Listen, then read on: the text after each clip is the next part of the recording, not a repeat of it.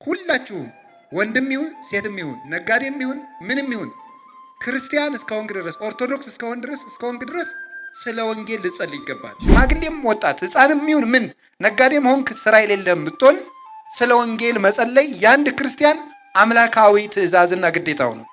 እግዚአብሔር ለሕዝቡ በመጽሐፍ ይናገራል። መጽሐፍ ቅዱስ የሚያነብሰው እግዚአብሔር እየሰማ ነው፣ እየተናገረው ነው። መጽሐፍ ቅዱስ የሚያነብሰው መረጃ አይደለም የሚሰበስበው ሕይወት ነው። እግዚአብሔር ያናግረዋል። ይሄ ቃል ወረቀትና ፊደል አይደለም፣ ሕያው መንፈስ ነው።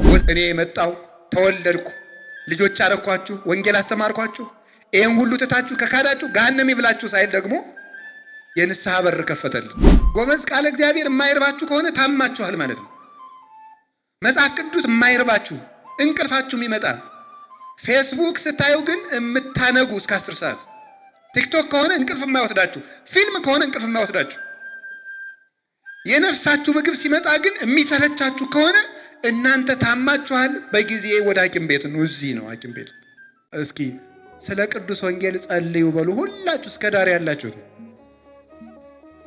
ደጋሙ በደንብ አድርጋችሁ ስለምንድን ይሄንን ርዕስ እንግዲህ እግዚአብሔር ስለ ሰላም ጸልዩ፣ ስለ ቤተ ክርስቲያን ጸልዩ፣ ስለ ፓትርያርኩ ጸልዩ፣ ስለ ሊቀ ጳጳሱ ጸልዩ እያለን ይቆያል። ዲያቆኑ ቅዳሴ ላይ ትልልቅ ርዕሰ ጉዳዮች ናቸው እዚህ ውስጥ የምንታዘው። እንግዲህ ቅዳሴ ራሱ ጌታችን መድኃኒታችን ኢየሱስ ክርስቶስ መስዋዕትም ሊቀ ካህናትም ንጉስም ሆኖ የሚገኝበት ጊዜ ነው። ትልቅ ጊዜ ነው። የመጨረሻ የመንግስተ ሰማያት ሕይወታችን ማህተም የሚታተምበት ጊዜ ነው ቅዳሴ እና በዚህ ጊዜ ከምንታዘዘው ትእዛዝ ትልልቅ ትእዛዝ ነው። ቅድስት ቤተ ክርስቲያን በዚህ የመጨረሻው ትልቅ ሰዓት ላይ ካዘዘችን ትእዛዝ መካከል አንዱ ስለ ቅዱስ ወንጌል እንድንጸልይ ነው። ወንጌል ምንድን ነው እና ለእኛ ምናችን ነው? እሱ ላይ ትንሽ ጊዜ ይሰጥ። ለምንድን ነው ስለ ወንጌል የምንጸልየው? ወንጌል ምናችን ስለሆነ ነው። እስኪ አንድ ጊዜ ወንጌል ምናችን ነው ብላችሁ ጠይቁ። አሁን እንድንጸልይ ታዘናል። ስለ ወንጌል ጸልዩ ተብላችኋል። ሁላችሁም ማለት ነው። ሁላችሁም ወንድም ይሁን ሴትም ይሁን ነጋዴም ይሁን ምንም ይሁን ክርስቲያን እስከሆንክ ድረስ ኦርቶዶክስ እስከሆንክ ድረስ ስለ ወንጌል ልጸልይ ይገባል። ሽማግሌም ወጣት ሕፃንም ይሁን ምን ነጋዴም ሆንክ ስራ የሌለም ብትሆን ስለ ወንጌል መጸለይ የአንድ ክርስቲያን አምላካዊ ትእዛዝና ግዴታው ነው። ስለዚህ ስለ ወንጌል እንድንጸልይ ወንጌል ምንድን ነው? ወንጌል አንደኛ የቃሉን ትርጉም ይዤ ትንሽ እነግራችኋለሁ። ሁለተኛ መሰረታዊ ሐሳቡን እነግራችኋለሁ። ወንጌል ማለት የግሪክ ቃል ነው። የግሪክ ቃል ነው። ቃሉ ወንጌል ማለት ብስራት ማለት ነው። ብስራት ማለት ነው። ስብከት ተብሎ ይተረጎማል። ስብከት ማለትም ብስራት ማለት ነው። ወይም በጎ ዜና ማለት ነው። በጎ ዜና፣ በጎ ወሬ ማለት ነው። ወሬ የሚለው ትንሽ ይቀላል። በጎ ዜና ማለት በግዕዝ በአማርኛ ሲመጣ ወሬ ማለት ነው። ዜና ማለት እሱ ነው። ስለዚህ በጎ ዜና፣ በጎ ነገር፣ በጎ ቃል፣ በጎ የምስራች ማለት ነው። የምስራች ማለት ነው። ወንጌል ማለት ቃሉ የምስራች ማለት ነው። ለምንድን ነው የምስራች የሚባለው? ወንጌል አሁን እዚህ ስትመጡ ምን ልታደርጉ ነው የመጣችሁት? ልትማሩ። ምን ልትማሩ? ወንጌል። ወንጌል ምንድን ነው? እስኪ የምስራች በሉ። የምስራች ልትሰሙ ነው የመጣችሁት። ጧትም ቤተክርስቲያን ስትሄዱ ጉባኤ ተዘጋጀም ሲባል የምትመጡት በየጊዜው የምስራች ልትሰሙ ነው። አሁን አንድ ሰው የምስራች ቢላችሁ ደስ ይላችኋል። ምን ሊያመጣልኝ ነው ይሄ ሰውዬ? ስራ አገኘ ሊለኝ ነው ልትሉ ትችላላችሁ። አንዳንዱ ሰው እገሌ ሞተ እንዳትለይ ብቻ እና እንዳታስደስተኝ ሊልም ይችላል። አይታወቅም እኮ ሰው የመግደል ጥማት ያለው ሰው ማለት ነው። ብቻ ግን የምስራች የማይፈልግ ሰውነት የለም። እንግዲያውስ ትልቁ የምስራች ወንጌል ነው። ትልቁ የምስራች ወንጌል የሆነው ለምንድን ነው? አባቶቻችን በ3 በ4 ቃል ገልጸውታል። ይሄን የምስራች እንዲህ ብለው ሕዝብ ዘይነብር ውስተ ጽልመት ወጽላሎተ ሞት ብርሃን አብይ ሰረቀ ላይ ሊሆሙ። በጨለማ የሚኖር ሕዝብ ታላቅ ብርሃን አየ በሉ አንድ ጊዜ ሁላችሁ። በጨለማ የሚኖር ሕዝብ ታላቅ ብርሃን አየ። ትልቁ የምስራች ይሄ ነው እንግዲህ ሌላ አይደለም። በጨለማ የሚኖር ሕዝብ ታላቅ ብርሃን አየ። ምንድን ነው ይሄ? ይሄንን አባቶቻችን በትርጓሜ 4 5 አድርገው ተርጉመው የወንጌልን የምስራችነት ነግረውናል። አንደኛ በባርነት ለነበሩ ሰዎች ነፃነት ተሰጣቸው። እስኪ በሉ ሁላችሁ ምን ተሰጣቸው? ነፃነት ተሰጣቸው። ይሄ አንድ የምስራች ወንጌል። አሃዊነ ወንጌል አስተዳለወ ለነ መድኃኒተ ይላል ቅዱስ አቡሊዲስ የሚባል የቤተ ክርስቲያን ሊቅ። ወንድሞቻችን ደስ ይበላችሁ፣ ወንጌል እኮ ድነትን አመጣልን ይላል። ስለዚህ ምንድነው የመጣልን? የመጀመሪያው በባርነት ለነበርነው ነፃነት ተሰጥቶናል። ምንድን ነበር ባርነታችን? አንደኛ እርግማን ይገዛን ነበረ። እርግማን ማዳም እስከ ሙሴ እለሂ አበሱ ወእለሂ አበሱ ቀነዮሙ ሞት። ከአዳም እስከ ሙሴ ያሉትን የበደሉትንም ያልበደሉትንም ሞት ገዛቸው። ኩነኔ ኃጢአት መሃዱ ብእሲ ወፂያ ኩሉ ተቀስፈ ባቲ። ከአንድ ዛፍ በተቆረጠች ጨንገር ብዙ የከብትን መንጋ እንዲነዳበት ከአንድ ከአዳም አባታችን በተገኘ እርግማን ሁላችን ስንገረፍ እንኖር ነበረ። ስለዚህ እርግማን ነበረብን። ያ እርግማን ምንድን ነው? ሙተን ፈርሰን በስብሰን እንድንቀር፣ ከዚያስ የዘላለም ሕይወት እንዳንኖርስ፣ ከዚያስ ዲያብሎስ እንዲቆራኘን፣ በግራ አጋንንት እንድንጠቀጠቅ፣ በሲኦል እንድንጣል፣ ሕይወት የሌለን ባሮች እንድንሆን ተፈርዶብን ነበር። አሁን አምላካችን መድኃኒታችን ኢየሱስ ክርስቶስ ለኦሪት ሕግ ተገዛና እሱ በተገዥ ሥጋ መጥቶ ወነሳ አርአያ ገብር የተገዥ የባሪያን መልክ ይዞ መጣ። በባሪያ መልክ መጣና እኛን ምን አደረገን? ነፃነት ሰጠን። እግዚአ ለኦሪት ቧ ውስተ ኦሪት ከመ ይሳየጦሙ ለእለ ውስተ ኦሪት። በኦሪት መርገም የተያዙትን ነፃ ሊያደርጋቸው የኦሪት አምላክ ሐጋጌ ሕግ ክርስቶስ ለኦሪት ተገዥ ፈጻሚ ሆነ፣ ፈጻሚ ሕግ ሆነ። የመጀመሪያው ጌታችን ኢየሱስ ክርስቶስ የሰጠን ነፃነት ነው። አሁን ማናችሁም ወንዶች በ40 ቀን ሴቶች በ80 ቀን ስትጠመቁና ስንጠመቅ ነፃነት ነው የሚሰጠን። እኔ የዲያብሎስ ባሪያ አይደለሁም። እኔ የሲኦል ዜጋ ልጇ አይደለሁም። የመንግሥተ ሰማያት ባለተስፋ ነው። እኔ ስደተኛ አይደለሁም። የመንግሥተ ሰማያት ባለርስት ነኝ ነው የምንለው። መጀመሪያ ሕፃን ልጅ ቤተ ክርስቲያን ክርስትና ልናስነሳ ስንሄድ ሕፃኑን ልጅ ቄሱ መጀመሪያ ወደ ምዕራብ ያዞረዋል። ምዕራብ ጨለማ ነው፣ የዲያብሎስ ባሪያ ነበርክ እያለው ነው። ከዛ ሰይጣንን ካደው ይለዋል። ሕፃኑ አፉ ፈቶለት ስለማይናገር የክርስትና አባቱ እንዲህ ብሎ ይናገርለታል። እክህደከ ሰይጣን፣ ሰይጣን ሆይ እክህድሃለሁ፣ ሰይጣን ሆይ እክህድሃለሁ፣ ሰይጣን ሆይ እኔ ያንተ ልጅ አይደለሁም ይላል። ወደ ምስራቅ ያዞረውና አምን ብከ ክርስቶስ አምላኬ፣ ጌታዬ ኢየሱስ ክርስቶስ ሆይ በአንተ አምናለሁ ሕግህንም እቀበላለሁ ያስብለዋል። ወኩሎ ሕገከ ወለኩሎም ቅዱሳኒከ፣ ሕግህን እቀበላለሁ ቅዱሳኖችንም አምናለሁ ያስብለዋል። አያችሁ፣ ሰይጣን ሆይ በቤተ ክርስቲያን ፊት ቆሜ እክድሃለሁ ምን ነው? የነፃነት ማህተም ስላለን ነው። ይሄ የመጣው በምንድን ነው? በወንጌል ነው።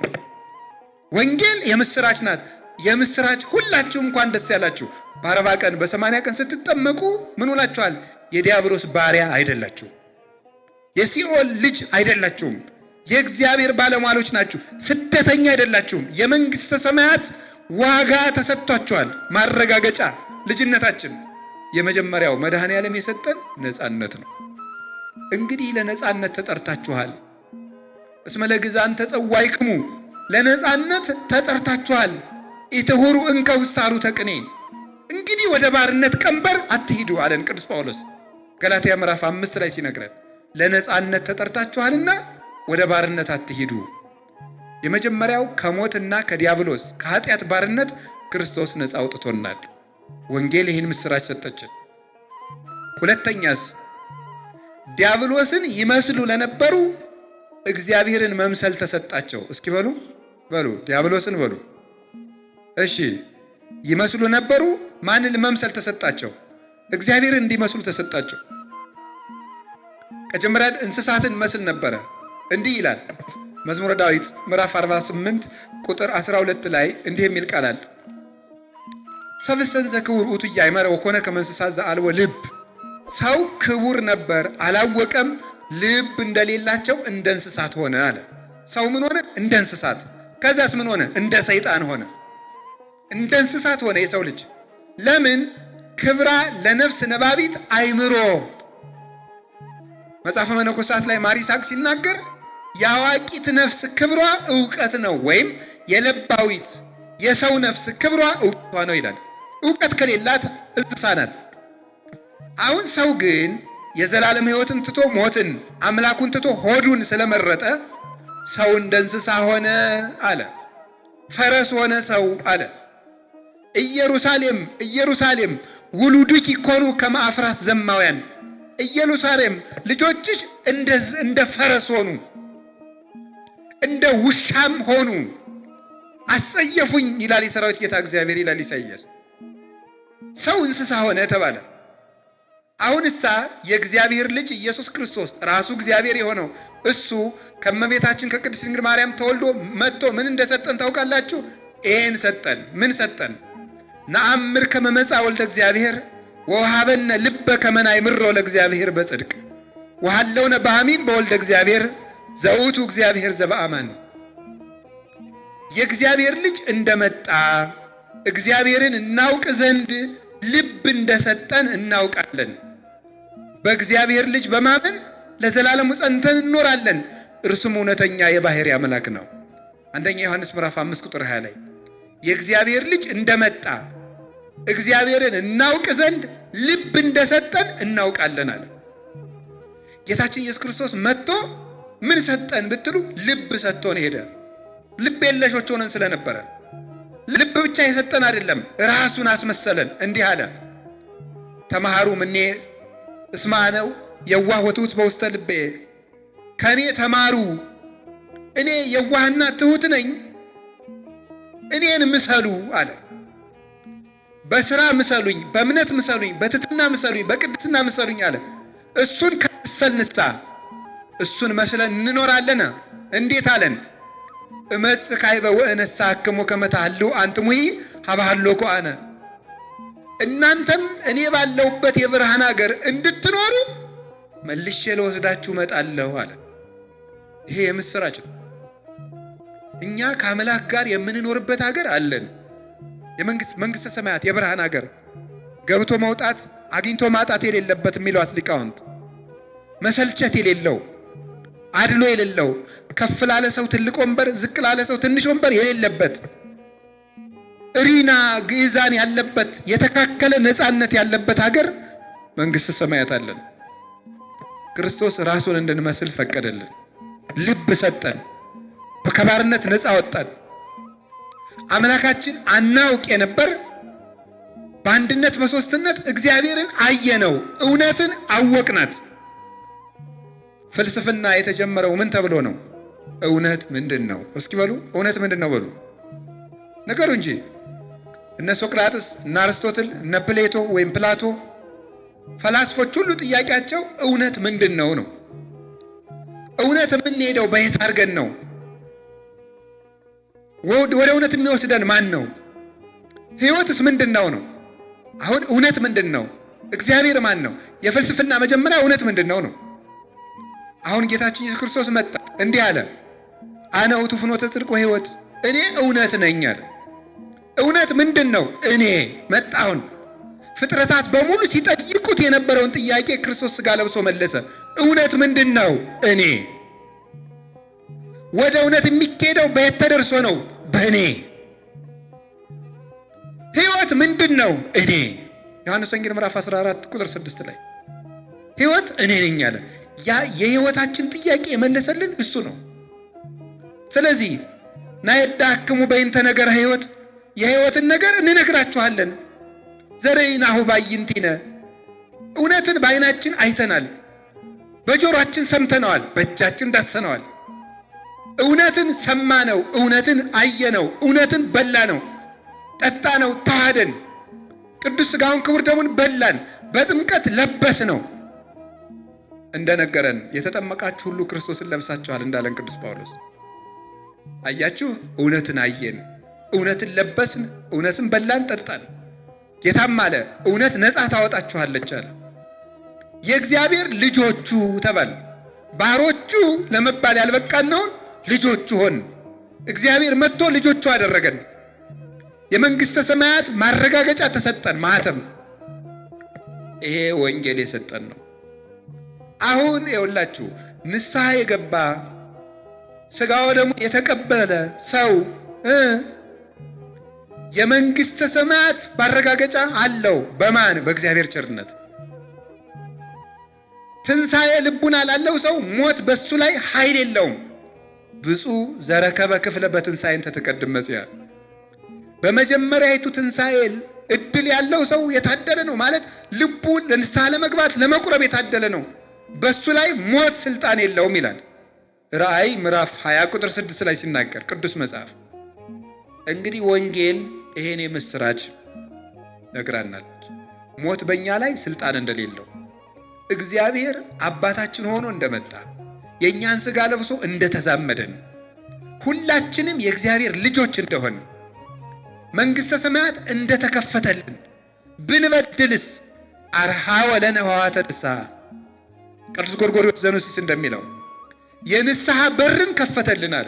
እኔ የመጣው ተወለድኩ፣ ልጆች አረኳችሁ፣ ወንጌል አስተማርኳችሁ፣ ይህን ሁሉ ትታችሁ ከካዳችሁ ገሃነም ይብላችሁ ሳይል ደግሞ የንስሐ በር ከፈተልን። ሰው አምላክ ሆኗል። በአጋንንትና በሞት ላይ እንድንሰለጥንበት ስልጣን ሰጥቶናል። ሞትን እንድንንቀው ቅዱስ አትናቴዎስ ላይ እንደነገረን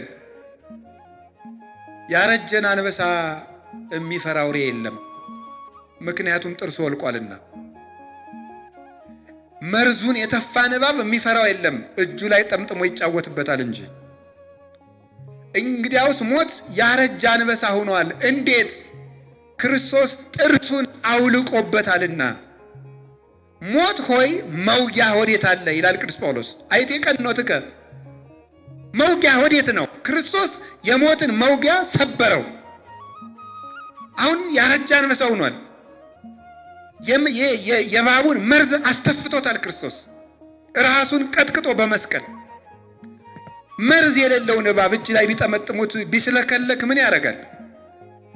ጌታችን ኢየሱስ ክርስቶስ የእባቡን መርዝ አስተፍቶ ሞትን እንዳረጀ አንበሳ ጥርሱን አውልቆ እኛ ነክሶ ማስቀረት እንዳይችል የትንሣኤ ልጆች አድርጎ ሰጥቶናል በቅዱስ ሥጋው በክቡር ደሙ። ወንጌል ይሏችኋል። ይሄን የምስራች ነው። ይሄን መስማት እንደሚሰለቻት ነፍስ ያለች በሽተኛ የለም። ቅዱስ ዮሐንስ አፈወርቅ ምን ይላል?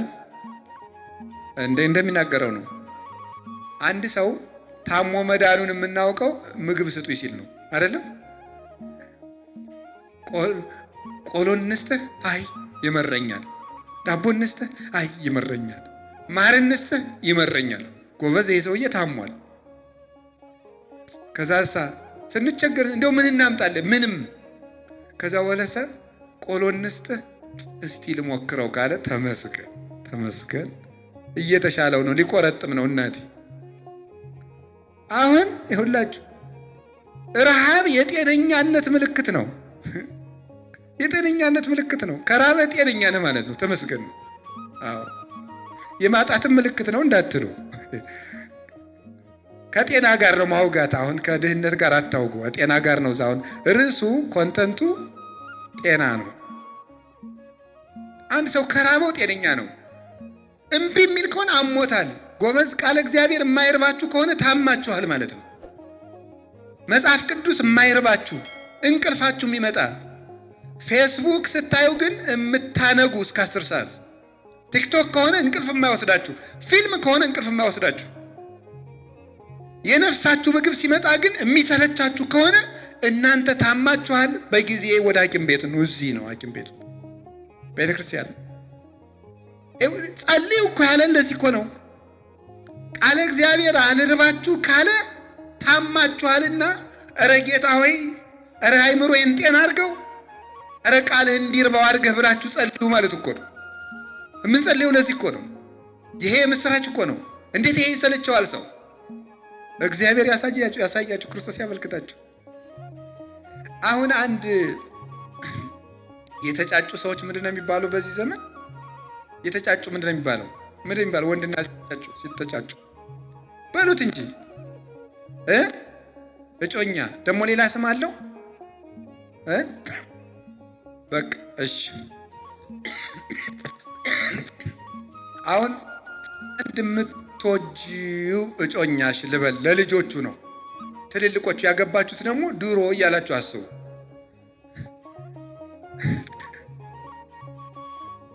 እንዴት ሰንብተሻል ወዘተርፈ ብሎ ደብዳቤ ቢጽፍ ማን የላከው ቢባል፣ በታክሲ እየሄዳችሁ ቢሆን ሰው መቼ ወርዶ አልቆ እስከማነበው ብላችሁ አትቸኩሉም? መቼ ቤት ደርሼ ባነበውኩት አትሉም? ትላላችሁ ተብሎ ይታሰባል። ጥናት ያስፈልገዋል። ወንዱስ ፍትሐ ነገሥት አንቀጽ 24 ነው። በደብዳቤም በሰውም ማጨትም ይቻላል። እዚያ ነው ያወቅኩት። ከውቷችኋል። ሰው ደብዳቤ እንደሚጻጻፍ ቤተክርስቲያን ትነግረናለች። ስለዚህ ሴቷ ደግሞ እንዲው ገሌ ደህና ነህ ሆይ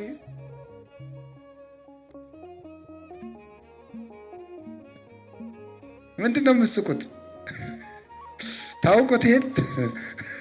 እኔ እንደዚህ ነው ያልኩኝ። ምንም ያልኩት ነገር የለም። እንደው እኮ ታምር ነው እኮ። አይ እናቴ እድለኛ ርዕስ ነው እኮ ይሄ እኮ።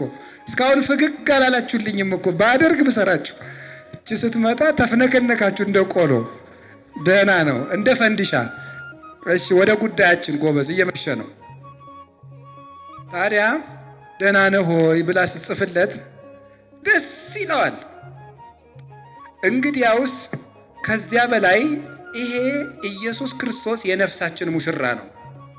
ታውቃላችሁ? የቤተ ክርስቲያን ሙሽራ ነው ክርስቶስ። የአንዳንዳችን ነፍስ የማን ሙሽራ ናት? የክርስቶስ ናት። እንግዲያው ጌታችን ኢየሱስ ክርስቶስ ሙሽራችን ክርስቶስ ለሙሽራይቱ ነፍስ የጻፈላት መልእክት ነው። ይሄን ስታነቡ ይከፋችኋል እንዴ? ማን ነው የሚስቱ ደብዳቤ የሚጎረብጠው? በተለይ የጮኛው። የሚስቱ እንኳን በአሻቦም በምንም በዘይትም ስለሚጣሉ አጉል ነው። ለምሳሌ አይመችም። በተለይ የሚጣሉ ግን ይሄ ሙሽራችሁ ክርስቶስ የጻፈላችሁ ደብዳቤ ነው። ይሄ እንዴት ይሰላችኋል?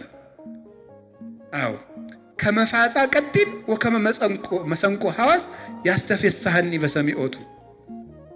እንደ ቀጭን ፉጨት እንደ መሰንቆ ድምፅ ነፍሴን ደስ ያሰኘኛል። አርእየኒ ገጸከ አስማአኒ ቃለከ እስመ ቃልከ አዳም ወገጽከ ላህይ።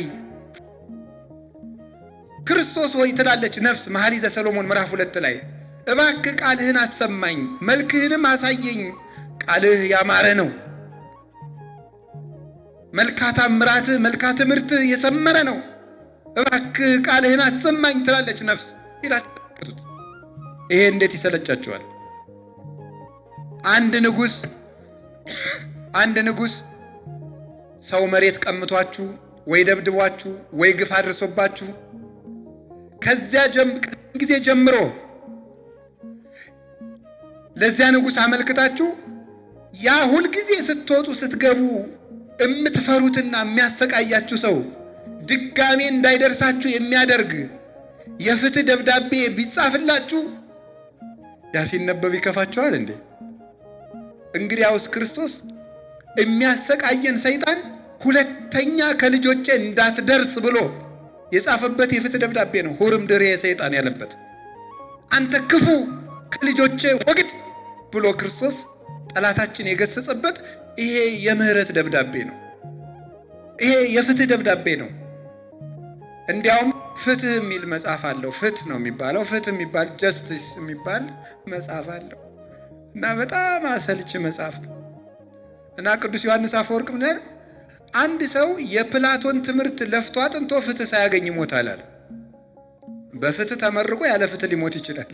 እናቴ የህግ ባለሙያ ይቅርታ፣ የፕላቶ ማለት ነው። የፕላቶ አሁን ወደዚህ ነገር አትሂዱ፣ ወደ ሌላ አትውሰዱት። ወደ ሌላ ወደ ምንም በቃ አትውሰዱት። የፕላቶን የህግ ትምህርት ተምሮ አንድ ሰው ያለ ህግ ሊሞት ይችላል። የክርስቶስን ሕግ ተምሮ ግን ያለ ሕግ ቢሞት እንኳን ክብር ያገኛል። እንዳልባሌ ቢሞት፣ ተንቆ ቢሞት፣ ሬሳው ተተፍቶበት ቢሞት እንኳን በክርስቶስ ሕግ የሞተ ሰው ክብር አለው። እንግዲህ እግዚአብሔር ቤተሰቦች እረፍት ትፈልጋላችሁ? ይሄን መጽሐፍ አንብቡት፣ ስሙት። ይሄንን ፍትህ ትፈልጋላችሁ? ይሄንን አንብቡ። ደስታ ትፈልጋላችሁ? እዚህ ውስጥ አለላችሁ። እውነቴንም ነግራችሁ ይሄ የምስራች ነው። እግዚአብሔር ለሕዝቡ በመጽሐፍ ይናገራል። መጽሐፍ ቅዱስ የሚያነብሰው እግዚአብሔር እየሰማ ነው፣ እየተናገረው ነው። መጽሐፍ ቅዱስ የሚያነብሰው መረጃ አይደለም የሚሰበስበው፣ ሕይወት ነው። እግዚአብሔር ያናግረዋል። ይሄ ቃል ወረቀትና ፊደል አይደለም፣ ሕያው መንፈስ ነው። ወዘኒ ቃል ዘአነ ነገርኩክሙ መንፈስ ውእቱ ወያሕዩ። የሩቅ ብእሲ ንግግር አያድንም፣ ከመለኮት የወጣ ቃል ግን ያድናል። ይሄ የምነግራችሁ ቃል የሚያድን ሕይወት ነው ብሎ ጌታ ነግሮናል። ስለዚህ የሕይወት ቃል ነው። እጅን ታጥቦ የሚያነቡት፣ ተረጋግቶ የሚያነቡት፣ ስልክን ዘጋግቶ የሚያነቡት፣ አይምሮን ሰብስቦ የሚያነቡት፣ ጊዜ መድበው የሚያነቡት፣ በተቀደሰ ክፍል ሆነው የሚያነቡት ልዩ የሕይወት ደብዳቤ ነው፣ የሕይወት መጽሐፍ። ስለዚህ ወንጌል ጸልዩ። 1 2 3 ይሄ የቃሉን ትርጉም ይዤ ነው። ወንጌል የምስራች ነው። ክርስቶስን መምሰል ተሰጥቷቸዋል። እንኳን ደስ ያላችሁ። እውነቴን ነው የምነግራችሁ። ክርስቶስን መምሰል አንዳንድ ሰዎች ሀብታም ሲያገኙ ተጠጋግተው ያንተ ልጅ ነኝ አሉ ይላሉ ይባላል ነው ሰምቼ አላውቅም።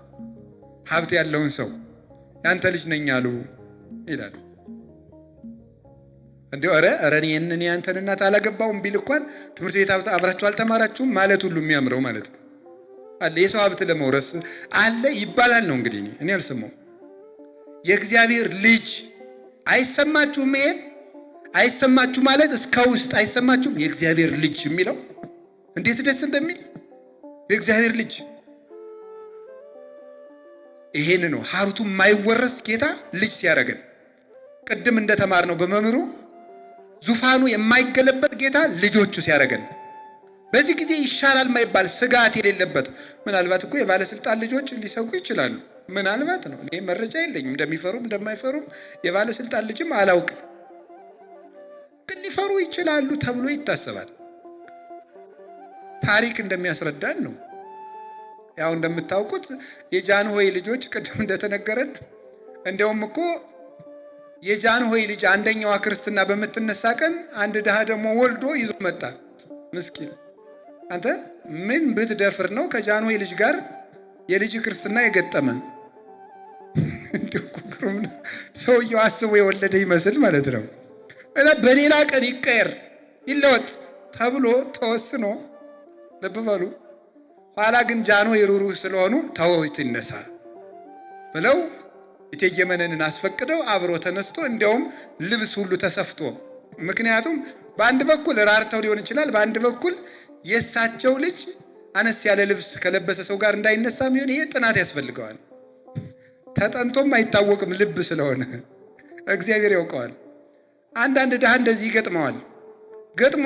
ገጥሟት ያች ልጅ ምንም አምሮባት ተነሳች።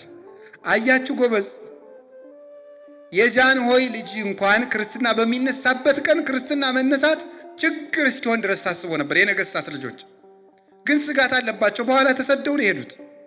ጓዛቸውን ጠቅልለው አካሄዳቸውም በብዙ መከራ ነው። በኬንያ ተደርጎ በምን ተደርጎ በአፋር እንደዚህ ተነርቶ መኪና 24 ሰዓት ተነርቶ እዚያ ኬንያ አውሮፕላን መጥቶ ተቀብሏቸው የእንግሊዝ አውሮፕላን ምን ተብሎ ነው በታሪክ ተጽፎ እንደሰማ ነው። የእግዚአብሔር ልጅ ግን ማን ያሰጋዋል? ማንም።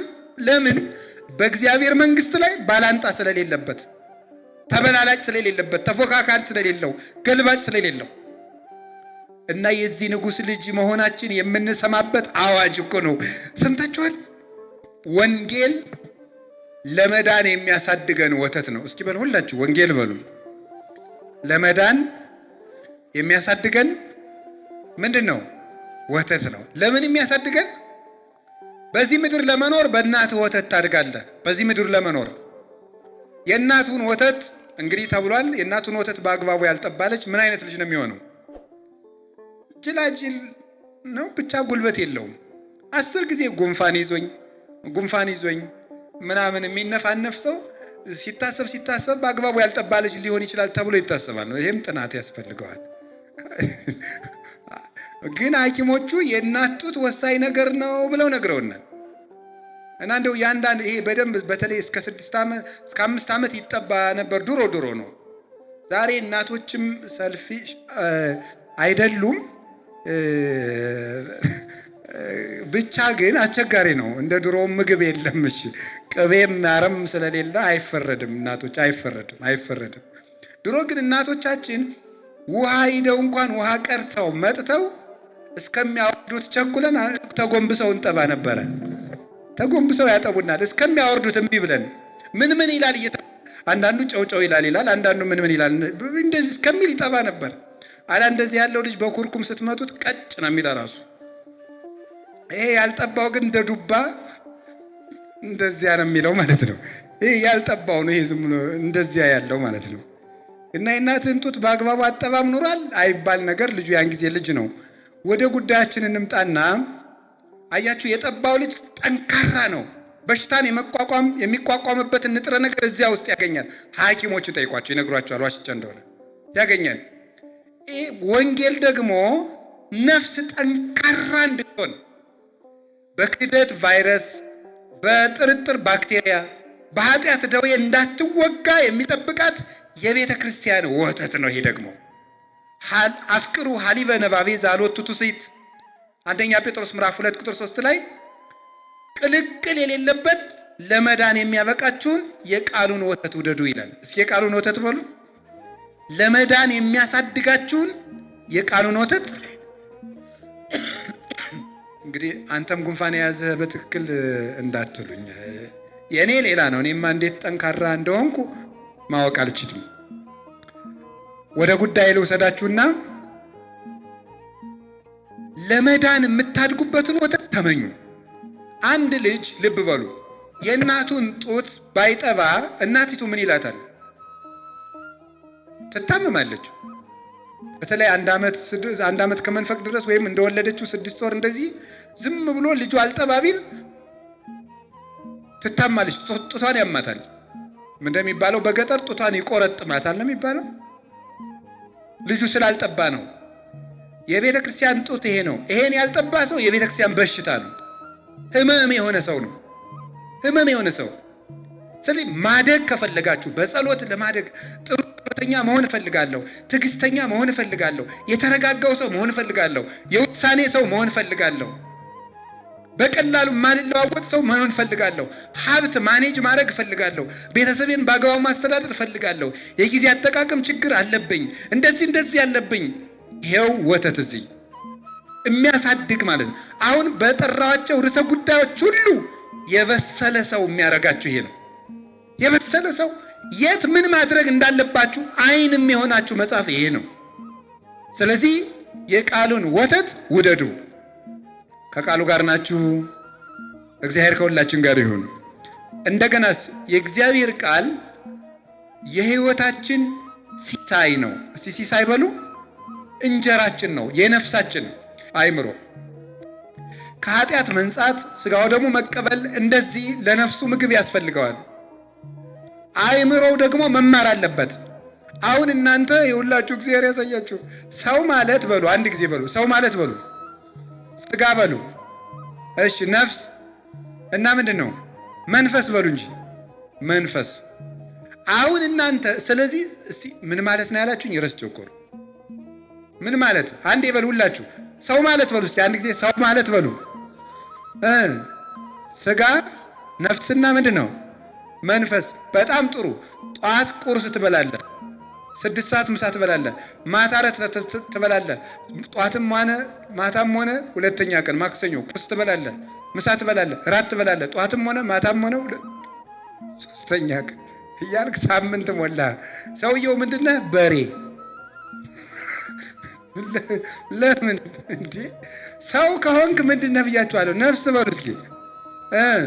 ስጋና ምንድን መንፈስ። አሁንሳ ሰኞ ቁርስህን በላ፣ ጥሩ። ከዛስ መጀመሪያ ጸለይክ፣ ጥሩ። ከዛ ቁርስህን በላ፣ በጣም ጥሩ። እሺ መጽሐፍ ቅዱስ አነበብክ፣ በጣም ጥሩ። አሁን ምን ሆንክ ማለት ነው? ሰው። ጸለይክ፣ ለነፍስ ድነት ጸለይክላት። መጽሐፍ ቅዱስ አነበብክ፣ ለአእምሮህ አነበብክ። ከዛስ እንጀራም በላ፣ ሰው ሆንክ ማለት ነው። ሰው ተብላችሁ ለመጠራት እንኳን ለነፍሳችሁ ምግብ ይሄን ማንበብ አለባችሁ። ሐኪሞቹ በጣም ባላንስ ዴት ነው የሚሉት። ምንድን ነው የሚባለው? የተመጣጠነ እስኪ በሉ አንድ ጊዜ።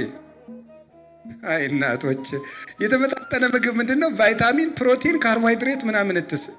ይሄ አንድ ምግብ ነው የሚባለው። የተመጣጠነ ምግብ አይደለም። ይሄ ስጋ ብቻ ነው። ነፍሱስ መንፈሱስ? አንዳንድ ሰው ከሚስቱ ጋር ሲጣላ ሚስቱ ስትጨቃጨቀው፣ በተለይ እንደ ሀብታም ያለው አሉ ነው እንግዲህ አሉ ነው። ያው ምዕመናን እየመጡ ነው ይህንን ነገር በጆሮአችን የሚያቀብሉን እንጂ እኛ አናውቅም። አንቺ ሴትዮ አላበዛሽውም? መኪና ሄው፣ ቤት ሄው፣ ምትበይው አልቸገረሽ ይላል። ይኸው ምንድን ይፈልግ? ባዶሽን መጥተሽ መኪና አስነዳውሽ እንትን አለሽ፣ ከሰው የበለጠ ታስፈጫለሽ፣ ምን አንተስ ምናምን ይላል። ሰው ወንድሜ መኪና ብቻ አይደለም የሚፈልገው። ሰው መኪና ብቻ አይደለም፣ ምን ይፈልጋል? አእምሮ፣ ሰላም ይፈልጋል። የሰው ምግቡ እንጀራ ብቻ አይደለም፣ ሰላም ምግቡ ነው፣ ደስታ ምግቡ ነው፣ ፍቅር ምግቡ ነው፣ ትህትና ምግቡ ነው። ሰው ነፍስ ጭምር ነው። ጥሩ ቤት ብቻ ሰላም አይደለም። ጥሩ መኪና ብቻ ኑሮ አይደለም። ጥሩ ልብስ ብቻ ኑሮ አይደለም። ጥሩ ከተማ መኖር ኑሮ አይደለም። ኑሮ ማለት ነፍስ ስጋና መንፈስ አንድ ሲሆኑ ነው። ስጋው ደግሞ ስንቀበል ቄሱ ምን እንደሚለን ታውቃላችሁ? ስጋው ለአማኑኤል አምላክነ ዘነሥኦ እምግዝእተ ኩልነ ለቀድሶተ ስጋ ወነፍስ ወመንፈስ። አማኑኤል ከድንግል ማርያም ነስቶ የተዋሃደው ስጋን፣ ነፍስን፣ መንፈስን የሚቀድስ ስጋውን ነው ይላል። ስጋን፣ ነፍስን፣ መንፈስን የሚቀድስ። ስለዚህ ወገኖች እስመ ቃለ እግዚአብሔር ሲሳይ ዘበአማን ውእቱ ሲሲታ ለነፍስ ቃላቲሁ ለእግዚአብሔር። የእግዚአብሔር ቃል እውነተኛ ምግብ ነው። የነፍስ ምግቧም የእግዚአብሔር ቃል ነው።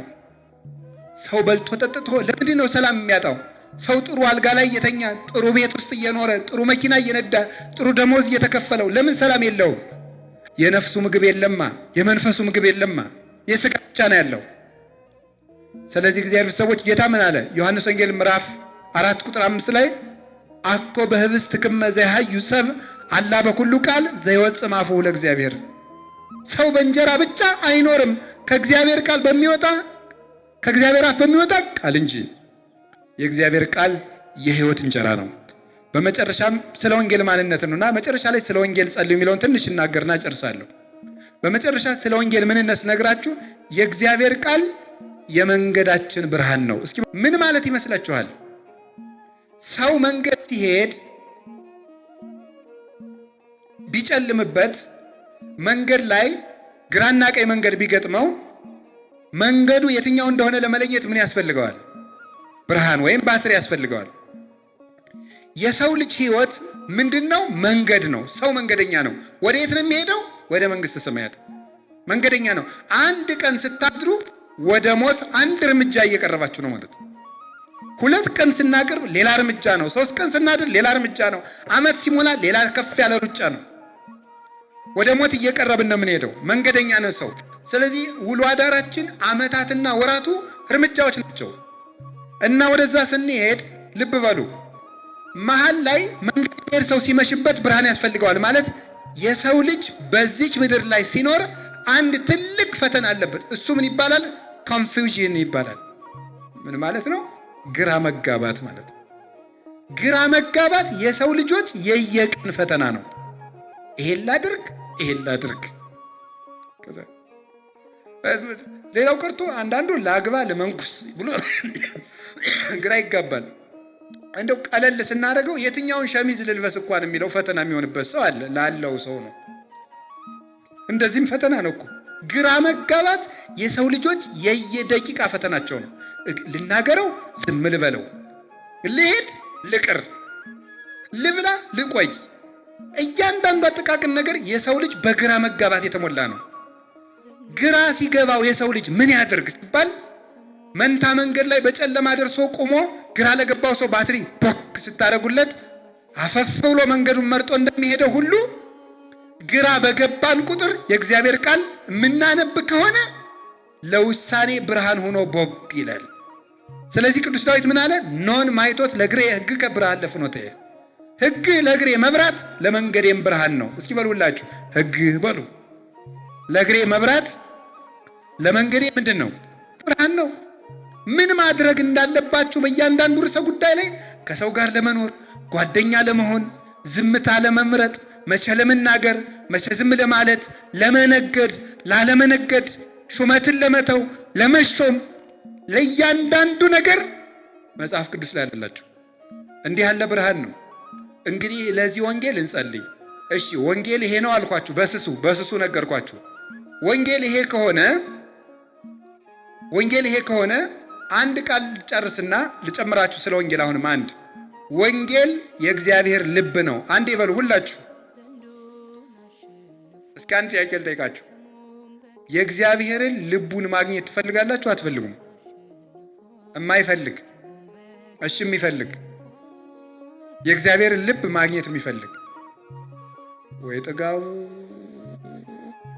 እናንተ ቆይ ትዕቢት ነው ትሕትና ነው ለድብና ነው አመርሃ እንዴ ምንድን ነው ይሄ? ነው እንደ አንደኛ ክፍል ልቱ ነው። አንደኛ ክፍል ተማሪዎች ያወጣ ሰው መኖሩን አረጋግጠው ነው። ቆይ እስኪ ነገር ብለው ልቡ የሚያስበው ነገር ሁሉ ለእናንተ ያካፍላችኋል ማለት ነው።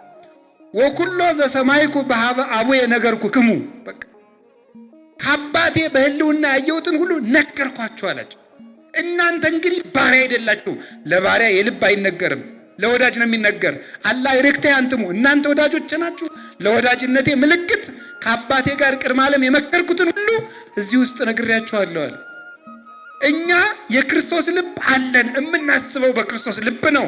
ወንጌል የምናውቅ ሰዎች ማለት ነው። ይህን ይዞ ነው ቅዱስ ዮሐንስ አፈወርቅ እኛ እኮ በአርስቶትል ልብ አናስብም፣ እኛ እኮ በሶቅራጥስ ልብ አናስብም፣ እኛ በፓይታጎረስ ልብ አናስብም፣ እኛ የምናስበው በክርስቶስ ልብ ነው።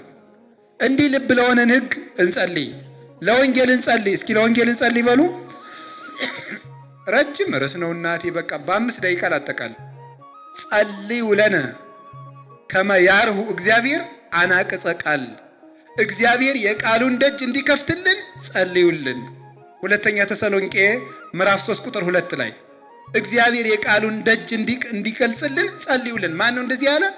ቅዱስ ጳውሎስ። ማንን አግኝቶ? ክርስቶስን ቃል በቃል አናግሮ የቃሉን ደጅ እንዲከፍትልን ጸልዩልን። መምህሩ ነው እንዲህ ያለው ቅዱስ፣ ለዚያውም መምህርም ቅዱስ ጳውሎስ ነው። ስለዚህ ለመምህራን እውቀት ግለጥላቸው ተብሎ ይጸለያል። ለራሳችሁ ትጸልያላችሁ። ሁለተኛ ምን ብለን መጸለይ ያለብን? የእግዚአብሔር ቤተሰቦች ወንጌል እንዳያሳጣን። አመፅ ረሃበ በውስተ ምድር፣ በዚች ምድር ላይ ረሃብ አመጣለሁ ብሏል እግዚአብሔር። አኮ ረሃበ እክል ወማይ ወጽማማይ፣ የእህል ረሃብና የውሃ ጥም አይደለም። ረሃብ ሰሚያ ቃል እግዚአብሔር፣ የእግዚአብሔርን ቃል የመስማት ረሃብ አመጣለሁ ብሏል እግዚአብሔር ይላል ትንቢተ አሞጽ ምዕራፍ 9 ቁጥር 11 ላይ። መጸለይ ያለብን ምንድን ነው? መድኃኔ ዓለም ሆይ ቃልህን አትጠፍብን፣ ጉባኤ አታሳጣን፣ ቃልህን የምንሰማበት መድረክ አትንሳን ብለን መጸለይ ያለብን። ሁለት በሉ እንጂ ስለ ወንጌል መጸለይ ማለት ነው። ሶስተኛ ስለ ወንጌል የምንጸልየው ምን ብለን መሰላችሁ? መምህሮቻችን እንዳያሳጣን መጸለይ ያለብን። እንዳያሳጣን፣ መምህር እንዳያሳጣን የሚያስተምር። አሁን እንደዚህ ስል ጊዜ አባ ስለምትሰብኪ ለራስሽ እንዳትሉ፣ እኔም ጸልዩልኝ። አዎ ጸልዩልኝ፣ ለእኔም ጸልዩልኝ፣ እማምላክ ለእኔም ጸልዩልኝ። እውነቴን ነው። ግን እኔ መምህራችሁ ነኝ የሚል ህሊና በህሊና ውስጥ ጨርሶ የለም፣ እግዚአብሔር በሚያውቀው ብቻ። ግን መምህር አታሳጣን ብላችሁ ጸልዩ። መምህር እንዲጨምረን መጸለይ ያለብን። እስኪ መምህር እንዲጨምረን በሉ። መምህር እንዲጨምረን ጌታ ምን አለ? ማይረሩሰ ብዙኅ ወገባሩ ህዳጣን ሰአልወ ለባለ ማይረር ከመ ይወስክ ገባለ ለማይረሩ። መከሩ ብዙ ነው፣ ሰራተኛው ግን ጥቂት ነው። የመከሩን ባለቤት ለመከሩ ሰራተኛ እንዲጨምር ለምኑት አለ። እንደምታውቁት ነው፣ ጉድለታችን ብዙ ነው፣ ኃጢአታችን ብዙ ነው፣ መተላለፋችን ብዙ ነው። ቁም ነገረኛው ግን ጥቂት ነው። ስለዚህ መምህር እንዲጨምረን፣ ኧረ ጌታ ሆይ መምህር ጨምረን ብለን መጸለይ ያለብን። መምህር እንዲጨምረን፣ ጉባኤ ቤቶቻችን እንዲያሰፋልን፣ ደቀ መዛሙርትን እንዲያወጣልን፣ የበለጡ የላቁ መምህራን እንዲተኩልን ጌታ ሆይ መምህር ስጠን። በቀን ቢያንስ አንድ አቡነ ዘበሰማያት ስትጸልዩ መምህር ጨምር ብላችሁ ጸልዩ። እኔ እውነቴን ነው የምነግራችሁ።